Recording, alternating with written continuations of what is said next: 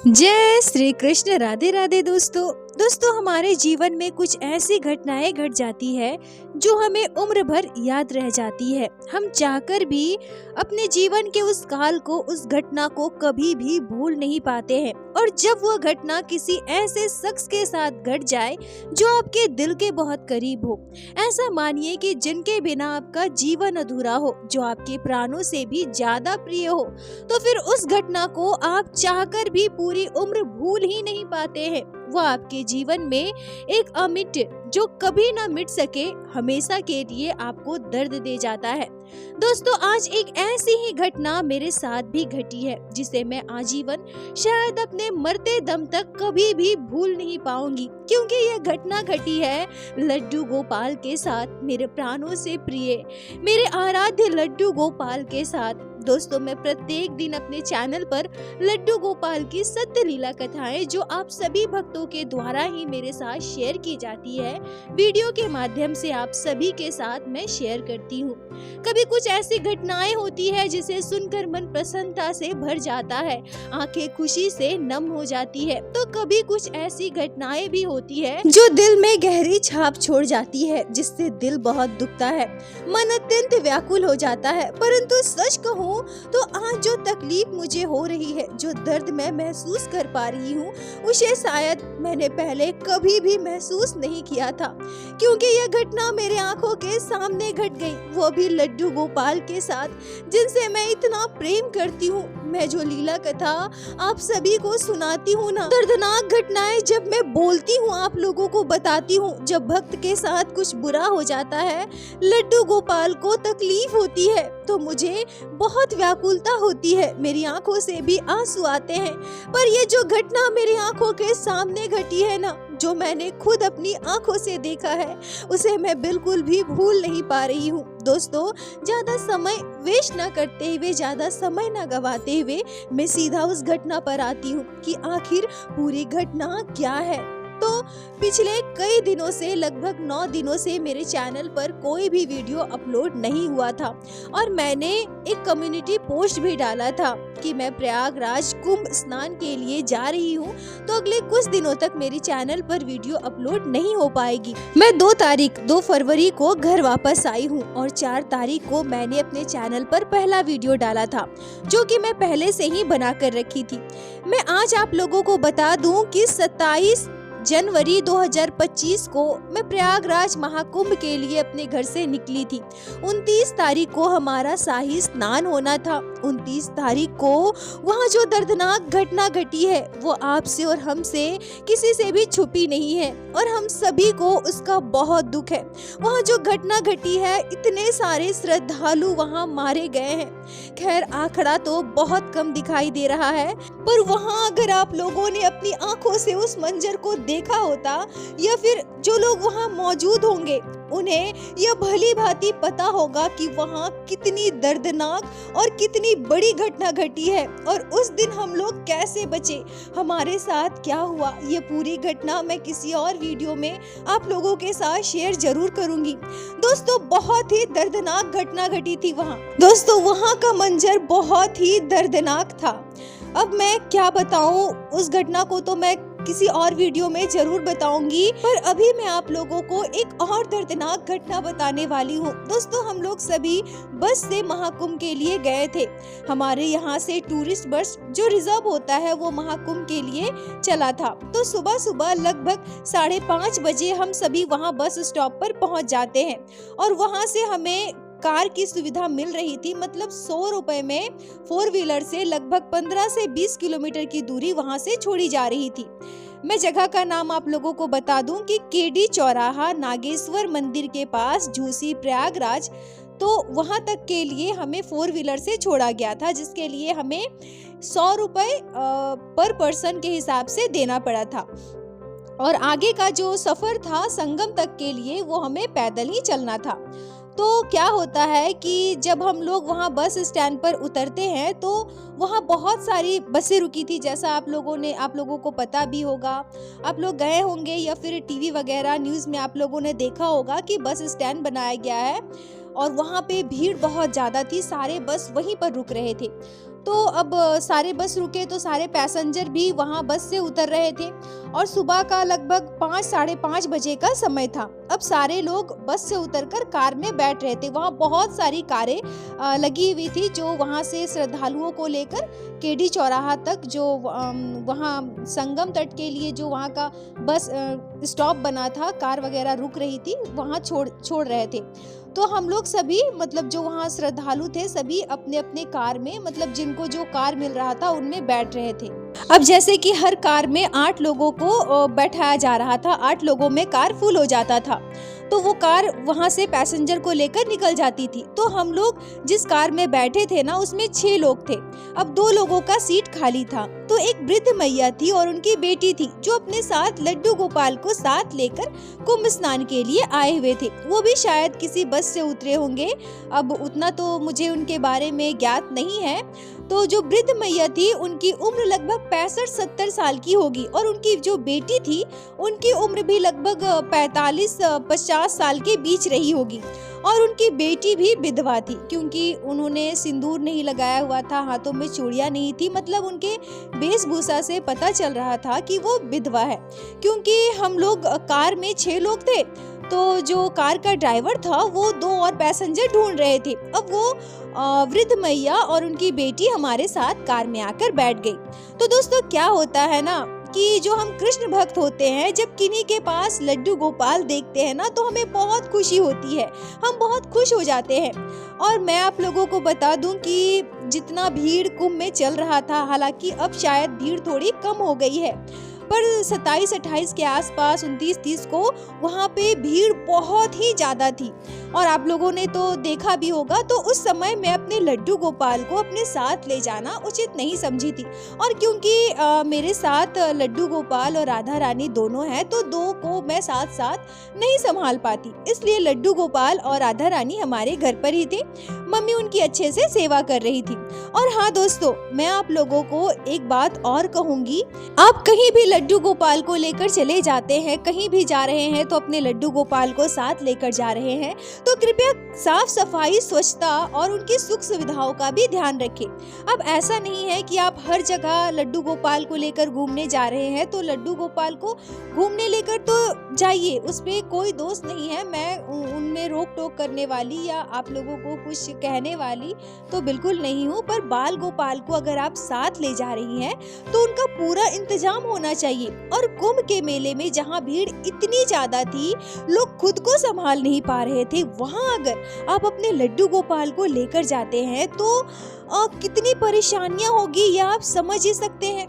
खैर, जब कार में हम सभी बैठे तो बूढ़ी मैया के पास लड्डू गोपाल को जब मैंने देखा तो मुझे बहुत खुशी हुई थी और मैंने मैया से कहा कि मैया, आप लल्ला को भी कुंभ स्नान करवाने लाई हैं। तो मैया मुस्कुराते हुए कहती है कि हाँ, लाला भी आए हैं कुंभ स्नान करने। अब मैया के गोद में लड्डू गोपाल थे और उनकी जो बेटी थी उनके पास एक बैग था। मैंने मैया के लड्डू गोपाल को देखा, वो बहुत ही प्यारे, बहुत ही सुंदर थे। मैया ने लड्डू गोपाल का सुंदर श्रृंगार किया था। मैया के लड्डू गोपाल बहुत ही छोटे से थे, 2-3 नंबर साइज के रहे होंगे। अब थोड़ी देर कार से यात्रा करने के बाद हम केडी चौराहा नागेश्वर मंदिर के पास में जो पार्किंग बनी थी वहाँ पर पहुँच जाते हैं और वहाँ से आगे की जो यात्रा थी संगम के लिए वो हमें पैदल ही चलना था, तो हम सभी पैदल चल रहे थे। तो हम लोग मतलब आपस में बातें कर रहे थे कि हम संगम में जाकर ही डुबकी लगाएंगे। अब उतने दूर से आए हैं कुंभ स्नान करने के लिए तो संगम में ही हम स्नान करेंगे और हम नाव से संगम में जाएंगे और वहीं स्नान करेंगे। तो मैया और उनकी बिटिया, वो जो दोनों थे, तो वो लोग 2 लोग थे और हम लोग 6 लोग थे। तो जब हम आपस में बात कर रहे थे तो मैया की बिटिया जो थी वो हमसे कहती है कि हम भी आपके साथ संगम तट पर चलेंगे। आप लोग 6 हैं और हम लोग 2, तो 8 लोग नाव से आराम से चले जाएंगे। अब हम लोग आगे बढ़े जा रहे थे तो जो वहाँ सुरक्षा कर्मी होते हैं ना, जो वहाँ सुरक्षा कर्मी तैनात थे, उन लोगों से हमने पूछा कि संगम घाट के लिए जो नाव चल रही है तो उसका रास्ता किधर है। और क्योंकि 29 तारीख को वहाँ जो भगदड़ मची थी, इतनी बड़ी दुर्घटना घटी थी, तो जो पुलिस वाले सारे सुरक्षा कर्मी थे तो उन्होंने हमसे यही कहा कि आप लोग यहीं पर किसी घाट पर डुबकी लगा लीजिए, उधर जाना प्रतिबंधित है, अभी उधर बोट नहीं जा रही है। पर क्योंकि दोस्तों ऐसा होता है ना कि हमारा मन नहीं मानता है, हम सोचते हैं कि हमें संगम में ही जाना है, अब इतने दूर से गए हैं तो संगम में ही डुबकी लगाना है। तो हम लोगों ने सोचा कि चलो थोड़ा और आगे चलते हैं। तो ऐसे चलते चलते हम लोगों को और भी सुरक्षा कर्मी मिले, तो हम लोगों ने उनसे पूछा तो वो बताते हैं कि आप लोग सेक्टर 21 में चले जाइए, वहाँ आप लोगों को बोट वाले मिल जाएंगे। तो हम लोग 6 लोग थे और मैया और उनकी बिटिया, तो हम सभी साथ साथ लड्डू गोपाल को लेकर सेक्टर 21 की ओर चले जा रहे थे। तो अब क्योंकि इतना दूर तक हम लोग पैदल चलकर आ गए थे और मैया के हाथ में लड्डू गोपाल थे, तो और मैया वृद्ध थी, तो मैया को चलने में थोड़ी असुविधा हो रही थी। और दोस्तों मेरे पास भी खुद का बैग था, पर जब मैंने देखा कि मैया को चलने में असुविधा हो रही है, उनकी गोद में लाला है, मैया ठीक से चल नहीं पा रही है और मैया बहुत ज्यादा वृद्ध थी, तो मैंने उनसे कहा कि मैया मैं आपके लल्ला को गोद में ले लूं। तो मैया कहती है कि नहीं नहीं ठीक हूँ, मैं अपने लल्ला को लेकर चल सकती हूँ। तब मैंने मैया से कहा कि मैया मेरे पास भी लाला है और मेरे पास तो लाली भी है, वो मेरे घर पर है, मैं उनकी सेवा करती हूँ, आप मुझे अपने लड्डू गोपाल दे सकती है। तो मैया थोड़े गुस्से में मुझसे कहती है कि मैंने कहा ना मैं अपने लड्डू गोपाल को लेकर चल सकती हूँ, और अगर तुम्हारे लाला है, तुम्हारे लाली है, तो तुम उसे लेकर क्यों नहीं आई, खुद अकेले आ गई। और दोस्तों मैं सच बता रही हूँ, मैया ने बहुत ही बुरे तरीके से मुझसे यह बात कही थी, पर फिर भी क्योंकि वो वृद्ध थी ना, तो मैंने उनकी बातों को ज्यादा दिल पे नहीं लिया और मैंने उनसे कहा कि मैया बहुत ज्यादा भीड़ है ना, और इतनी भीड़ भाड़ में मैं अपने लाला लाली को संभाल नहीं पाऊंगी, और इसीलिए मैं अपने लाला लाली को नहीं लेकर आई। तो दोस्तों मैया थोड़े गुस्से में, या फिर ऐसा कह लीजिए कि मैया वृद्ध थी, पता नहीं उनके दिमाग में क्या चल रहा होगा, उन्होंने क्या सोचा, तो वो मुझसे कहती है कि चलो ठीक है तुम चलो ना, मैं अपने लल्ला को लेकर आती हूँ। अब दोस्तों बहुत सारे भक्तों का ऐसा भाव होता है ना कि किसी अनजान लोगों को वो अपने लल्ला को कैसे दे दे, तो यह समझ लीजिए कि मैया भी ऐसा ही संकोच कर रही होंगी और ऐसा सोचना शायद उचित भी है। अब जब धीरे धीरे हम लोग कुंभ स्नान के लिए जा रहे थे, सेक्टर 21 में जब हम लोग वहाँ पर पहुँचते हैं और वहाँ बोट वाले से हमने बात की, तो जो नाव वाला था ना वो बहुत ज्यादा पैसा मांग रहा था, मतलब एक लोग का, मतलब एक पर्सन का वो 2000 रुपए मांग रहे थे। अब दोस्तों हम वहाँ से खैर अगर हम दे दे या कोई और दे दे, पर सभी लोग देंगे तभी तो वहाँ से बोट निकलेगी ना। अब एक दो लोगों के देने से तो नाव वाला हमें लेकर नहीं जा सकता है, तो कुछ ऐसा ही मामला था। तो क्या होता है कि हम उस बोट को छोड़ देते हैं, अब आगे दूसरा बोट देखते हैं, ऐसे ही 3-4 बोट देखने के बाद अंततः बात बनती है और हम लोग सारे लोग बोट में बैठकर संगम के लिए निकल जाते हैं। अब उसके बाद दोस्तों हम लोग संगम पहुंचते हैं और सच कहूँ तो मैं बहुत खुश थी, बहुत अच्छा लग रहा था। अब मैंने जैसा आपको बताया कि हम लोग 27 तारीख को घर से निकले थे और 1 तारीख को हम लोग संगम में डुबकी लगा रहे थे, और 29 तारीख को वहाँ जो इतनी भयानक घटना घटी है, उस समय हमारे साथ क्या हुआ था, हम लोग वहाँ से जिंदा बचकर कैसे लौटे। 1 तारीख को हम लोगों ने संगम में डुबकी लगाई, स्नान करने जा रहे थे, इतना खूबसूरत मौका हमें मिला था, तो सच कहूँ तो मैं बहुत ज्यादा खुश थी। अब संगम तट पर पहुँचने के बाद सभी स्नान करने की तैयारी करने लगे। तो क्या है ना दोस्तों कि संगम में जहां हम लोग उतरे थे वहां आसपास बहुत कम पानी था, मतलब चारों ओर पानी बहुत ही कम था, पर वहीं पर जहां पर बोट रुकी हुई थी वहां पर पानी काफी गहरा था। और अगर आप लोगों को संगम जहां पे हम लोगों को उतारा गया था उसके दूसरी दिशा में, बोट के साइड ना जाकर दूसरी दिशा में अगर आप डुबकी लगाने जाते हो तो आपको थोड़ी ज्यादा दूर पैदल चलना पड़ता। तो हम सभी जो थे वही बोट को पकड़कर ही वहीं पर डुबकी लगा रहे थे। तो मैया अपने लड्डू गोपाल को भी स्नान करवाने वाली थी। अब ऐसा है ना कि जब मैंने उनके लड्डू गोपाल को देखा तो सच कहूँ तो मुझे अपने लल्ला की बहुत याद आ रही थी, मतलब एक पल के लिए तो मेरी आंखों से आंसू भी आ गए थे। मैं सोचने लगी थी कि अगर मेरे लाला लाली मेरे साथ होते ना तो मैं भी उन्हें स्नान करवाती, मतलब दिल अंदर से जैसे कचोट गया था। मैं उनके लल्ला को देख ही रही थी, निहारती जा रही थी। फिर मैंने जल्दी से संगम में डुबकी लगाई। हम जो सभी लोग साथ थे, सभी लोगों ने संगम में वहाँ डुबकी लगाई। सभी डुबकी लगा रहे थे, स्नान कर रहे थे। हमने वहाँ संगम तट पर पूजा करने के लिए जो सारी सामग्री वगैरह हम लेकर गए थे उसे निकाला और पूजा करने की तैयारी कर रहे थे। पर जो मैया थी ना, वो अभी भी अपने लड्डू गोपाल को लेकर खड़ी थी। उनकी भी जो बिटिया थी उन्होंने तो डुबकी लगा ली थी, स्नान कर लिया था, पर जो वृद्ध मैया थी अभी भी अपने लड्डू गोपाल को लेकर खड़ी थी। मतलब उनका यह भाव था कि सारे लोग वहाँ पर स्नान कर रहे हैं तो वहाँ से हट जाएंगे, फिर मैं अपने लल्ला के साथ स्नान करूंगी। अब देखिए मैं इस पर क्या कहूँ, मैं उनके भाव पर क्या कहूँ। मैया ऐसा सोचती हैं तो ये उनका भाव था। उनकी सोच, उनके भाव अलग है, शायद उनके विचार अलग है। उनको ऐसा लग रहा था कि जिस तट पर हम लोग सभी डुबकी लगा रहे हैं तो अगर वो अपने लल्ला को वहाँ स्नान करवाती है तो वो अशुद्ध हो जाएंगे। मतलब ऐसा है कि वो सोच रही थी कि वहाँ का जल मतलब जिसमें हम सभी ने स्नान किया था वो जल वहीं से गुजर रहा है, तो शायद उन्हें अच्छा नहीं लगा। मतलब दोस्तों मैं क्या कहूँ, मैया को वहाँ स्वच्छता महसूस नहीं हो रही थी। अब अगर मैं एक शब्द में कहूँ, क्लियर शब्दों में कहूँ, तो मैया को वो घाट स्वच्छ नहीं दिख रहा था।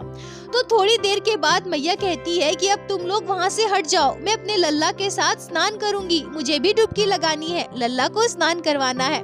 अब दोस्तों मैं तो कृष्ण भक्त हूँ, मुझे पता है कि अपने लल्ला से भक्त कितना प्रेम करते हैं। तो मैंने उनकी भावनाओं को समझते हुए, उनकी भावनाओं की कद्र करते हुए उनकी बात को समझा और मैंने मैया से कहा कि हाँ मैया, हमारा तो हो ही गया, आप जाओ, आप संगम में डुबकी लगा लो, अपने लल्ला को भी स्नान करवा लो। ये कहकर मैं वहाँ से हट जाती हूँ और क्योंकि मुझे वहाँ संगम में बैठ करके मंत्र जाप करना था, मैं वहाँ जाप करने वाली थी, तो मैं वहीं अपना आसन बिछा करके बैठ जाती हूँ। और दोस्तों मैं अपना आसन भी आप लोगों को बता दूं कि मैं अपना आसन भी साथ लेकर के गई थी।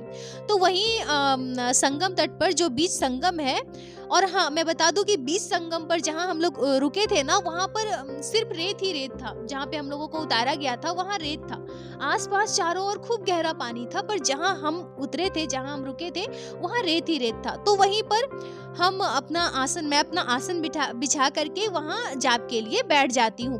और बाकी के जो सारे हमारे साथ में गए थे वो सारे लोग, कोई पूजा कर रहा था तो कोई अपने वस्त्र वगैरह बदल रहा था, और मैया की जो बिटिया थी वो भी साइड में बैठ करके नाम जाप करने लग रही थी। और मैया अपने लड्डू गोपाल को लेकर स्नान करने के लिए चली गई। उसके बाद दोस्तों मेरी आंखें बंद थी, मैंने नहीं देखा क्योंकि मैं नाम जप कर रही थी। अब दोस्तों कुछ 7 माला मेरी पूरी हो गई होगी, उसके बाद मैं वहाँ से उठ जाती हूँ क्योंकि जो नाव वाले भैया आए थे उन्हें भी देर हो रही थी, और देर तक हम वहाँ बैठकर अगर नाम जाप करते रहेंगे तो वो नाव वाले भैया को तो देर हो जाएगी। फिर मैंने जल्दी से, मतलब हम लोगों ने जल्दी से अपना सब कुछ खत्म किया और कपड़े वगैरह बदल चुके थे, और उसके बाद हम जल्दी से जाकर के नाव में बैठ गए। और तब मैं क्या देखती हूँ कि मैया खुद तो स्नान कर चुकी है, पर लड्डू गोपाल को उन्होंने स्नान नहीं करवाया है। मतलब लड्डू गोपाल जो पोशाक पहने हुए थे ना, अब भी वही पोशाक पहने हुए हैं। तो मैं मैया की बिटिया से कहती हूँ कि क्या हुआ, मैया ने लड्डू गोपाल को स्नान नहीं करवाया क्या? तो जो मैया की बिटिया है वो कहती है कि अब क्या कहूँ, माँ हमेशा ऐसा ही करती है, वो स्वच्छता का बहुत ध्यान रखती है, अपने लल्ला से बहुत प्रेम करती है ना। तो इस घाट में हम सभी ने स्नान किया ना, इसलिए माँ ने लड्डू गोपाल को इस घाट में स्नान नहीं करवाया। अभी माँ बोल रही थी कि संगम में जब वो बीच में जाएंगी ना नदी में, तब वो लड्डू गोपाल को स्नान करवा लेंगी, लड्डू गोपाल को डुबकी लगवा देंगी। अब दोस्तों मैं जब उनकी बेटी की सारी बातें सुनी तो फिर मैंने मैया से कुछ भी नहीं पूछा, उनसे कुछ भी नहीं कहा, क्योंकि सबकी आस्थाएं, सबके भाव अलग है।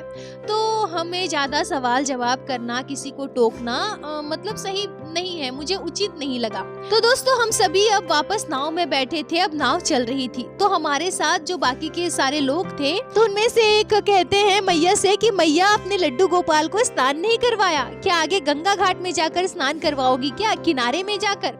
तो मैया कहती है कि अरे नहीं नहीं, अभी मैं थोड़ी देर के बाद जब बीच नदी में चलूंगी ना, तो वहीं लड्डू गोपाल को हाथ से पकड़कर डुबकी लगा दूंगी, वहाँ पर मुझे अच्छा नहीं लग रहा था, इसीलिए मैंने नहीं नहलाया। अब दोस्तों किसी ने फिर उनसे कुछ भी नहीं कहा। अब क्या था कि हम जो लोग सारे नाव में बैठे थे, तो कोई वीडियो बना रहा था, कोई नाव में दूसरी ओर मुंह करके बैठा था, तो हम इधर उधर चारों ओर सभी लोग अपने अपने तरह से देख रहे थे। सुबह के लगभग 7:30-8 बज रहे होंगे दोस्तों। तभी अचानक से मैया जोर से चिल्लाई, तो उनके चिल्लाने की आवाज से एकदम हम सभी उनकी ओर देखते हैं। मतलब मैं क्या कहूँ दोस्तों, मैया इतनी जोर से चीखी थी। हमने जब देखा कि मैया के हाथ में लड्डू गोपाल नहीं है, वो नदी में डूब चुके हैं, गंगा मैया में समा चुके हैं, तो हमारा हृदय जैसे फट गया था दोस्तों। मतलब एकदम से मैं दहल चुकी थी। लड्डू गोपाल संगम में, त्रिवेणी में डूब चुके थे।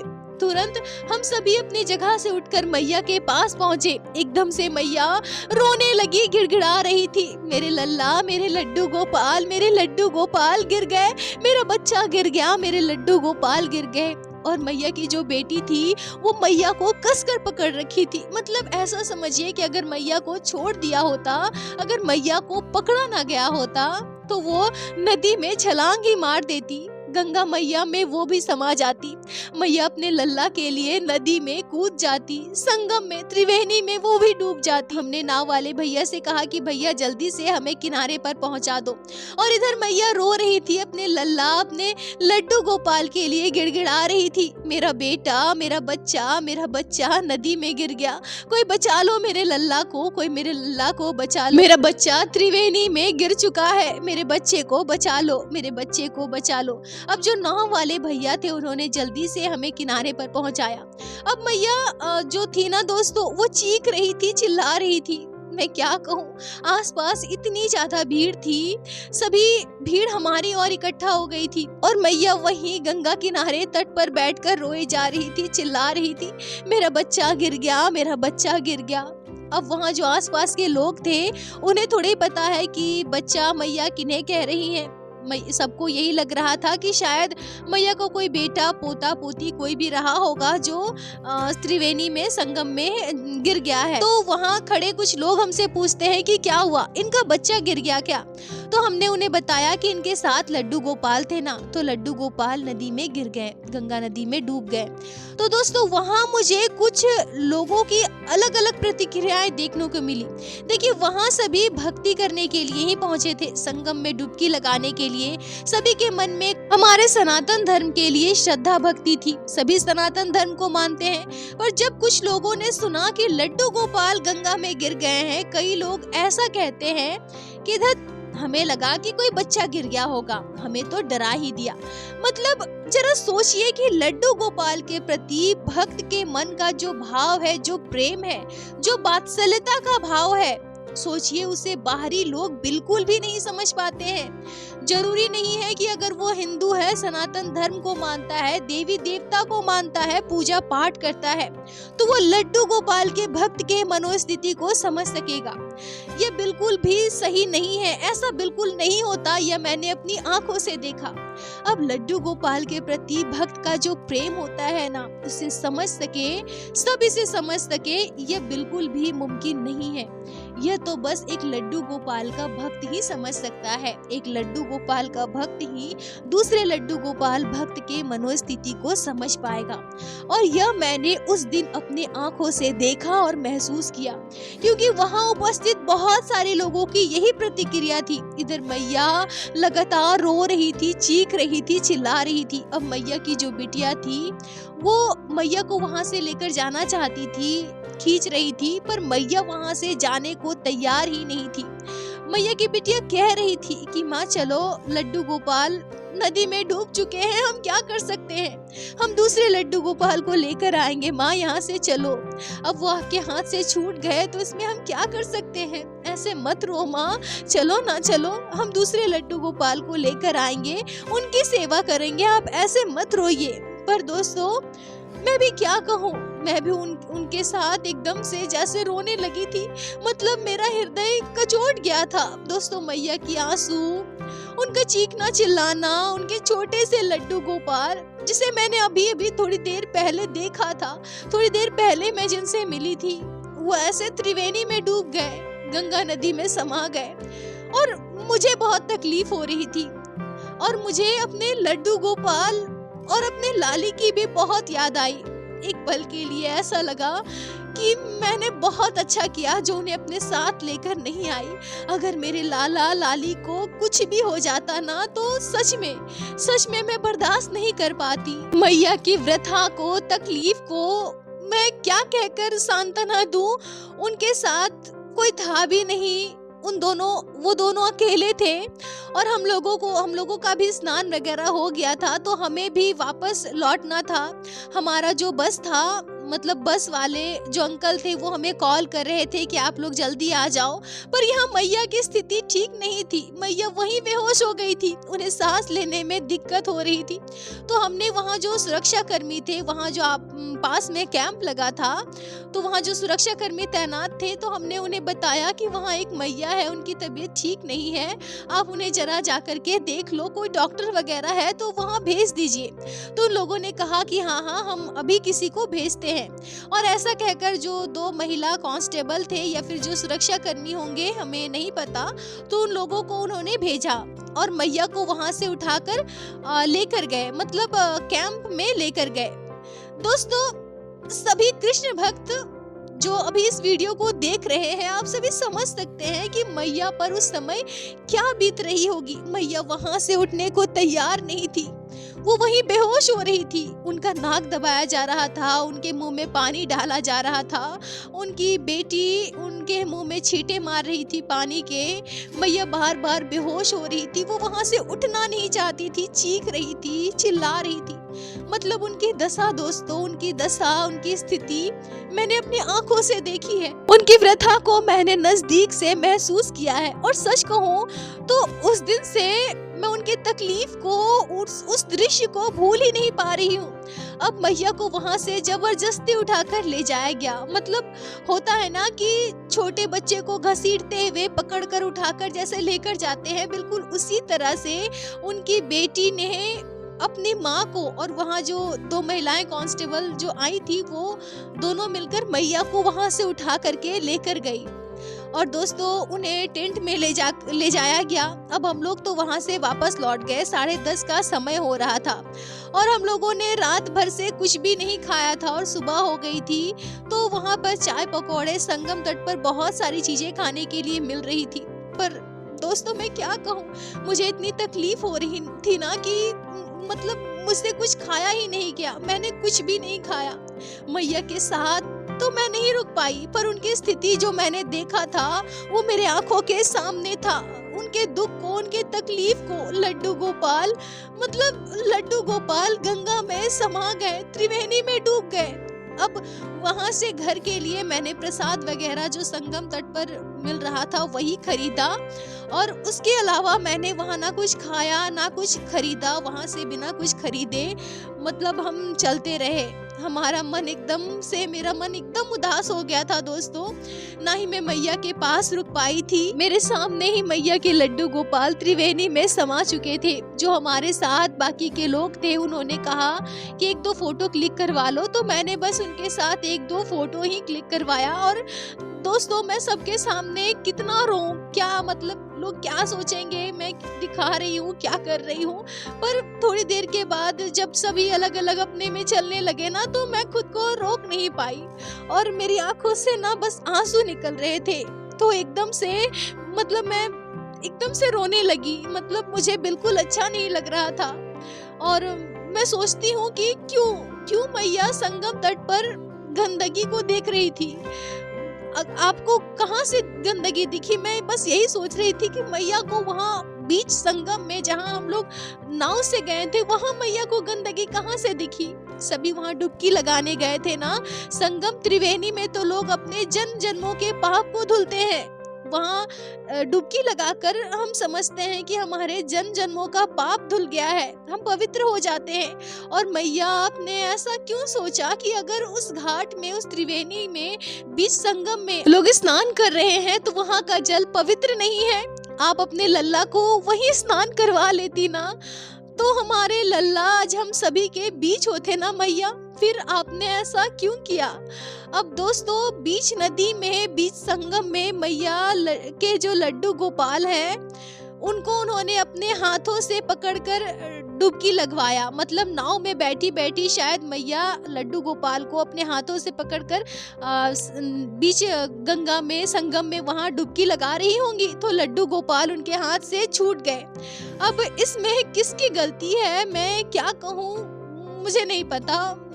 मैया को मैं दोष दूं या ये किस्मत का लिखा था, लड्डू गोपाल की इच्छा थी, दोस्तों मुझे नहीं पता।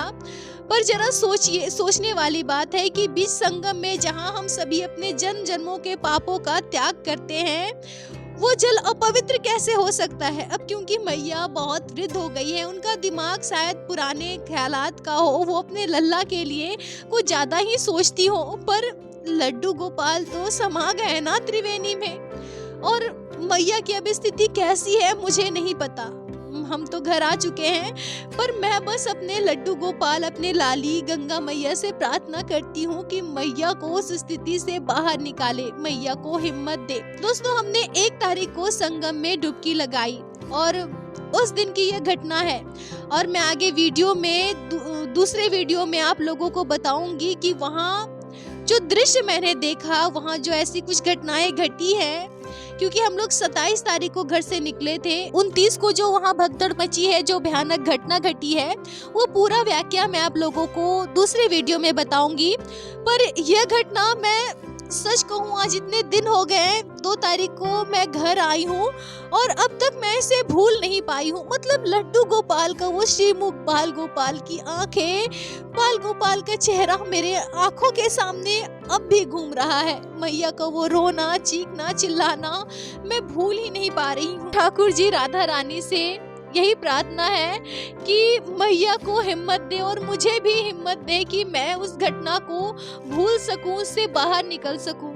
आप सभी भक्तों से मैं हाथ जोड़कर प्रार्थना करूंगी कि देखिए, मैं आप लोगों से बहुत छोटी हूँ, सबके सेवा के भाव अलग है, फिर भी मैं अपनी तरफ से आप लोगों से प्रार्थना कर रही हूँ, हाथ जोड़कर प्रार्थना कर रही हूँ कि इतनी भीड़ भाड़ वाली जगह में, चाहे वो संगम हो या कोई और जगह हो, अपने लल्ला को लेकर मत जाइए।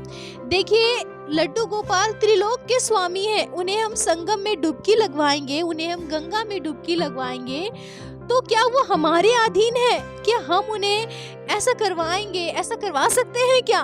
नहीं नहीं, ये तो बस हमारा भाव है कि हम अपने ठाकुर जी की सेवा कर रहे हैं।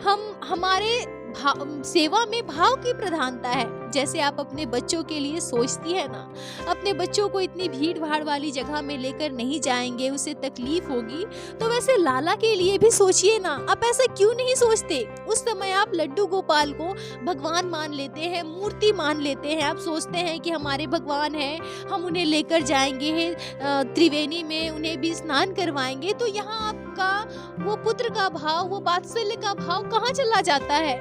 अगर आप भगवान का दर्जा अगर देना चाहती है तो पूरी तरह से भगवान का ही दर्जा दीजिए, फिर उनसे रिश्ता क्यों बनाते हैं? देखिए, जब आप सखा मानती है, बेटा मानती है, पुत्र मानती है, तो कम से कम ऐसा सोचिए कि हम इतने भीड़ भाड़ वाले जगह में अपने लाला को लेकर ना जाए। जब भीड़ भाड़ ना हो, खाली खाली सा हो, वहाँ ऐसा कोई दिक्कत ना हो, तो आप जरूर लेकर जाइए, आपको जरूर लेकर जाना चाहिए। पर जो घटना ये घट गई ना, हम और आप जैसे भक्तों की लापरवाही से ही ऐसी घटनाएं घटती है। अब दोस्तों, क्षमा कीजिएगा अगर मैंने कुछ ज्यादा कह दिया हो तो, और कृपया इस घटना पर आपके क्या विचार है, आपकी क्या राय है, कमेंट में जरूर बताएं। मुझे आप सभी के कमेंट का इंतजार रहता है। और प्रत्येक दिन की भांति लीला कथा के अंत में मैं आप सभी भक्तों से हाथ जोड़कर प्रार्थना करूंगी, ठाकुर जी की भक्ति कीजिए, लड्डू गोपाल की सेवा कीजिए, नाम जाप कीजिए, और एक बार मेरे साथ प्रेम से कहिए, बोलो बाके बिहारी लाल की जय, लड्डू गोपाल की जय, जय जय श्री राधे। दोस्तों, यदि आप लोगों को आज की यह लीला कथा अच्छी लगी हो, आपके हृदय को स्पर्श की हो, तो कृपया वीडियो को लाइक कर अपने दोस्तों के साथ शेयर अवश्य करें, जिससे बाकी भक्त भी लड्डू गोपाल की इस अद्भुत लीला कथा का श्रवण कर सके। और हमारे चैनल को सब्सक्राइब करें, जिससे प्रत्येक दिन आप लोग हमारे चैनल पे श्री बाके बिहारी श्री लड्डू गोपाल की अद्भुत लीला कथाएं श्रवण कर सके। दोस्तों, यदि आपके जीवन में घटी हो कोई भी चमत्कारी घटना या लड्डू गोपाल ने कभी भी की हो कोई भी लीला जिसे आप हमारे साथ शेयर करना चाहते हैं, तो कृपया हमें इंस्टाग्राम पे मैसेज करें। हम आपसे कांटेक्ट करेंगे और आपकी उस लीला कथा को हमारे चैनल पे बाकी सारे भक्तों के साथ शेयर अवश्य करेंगे। लड्डू गोपाल की कृपा आप पर और आपके पूरे परिवार पर बनी रहे। राधे राधे दोस्तों।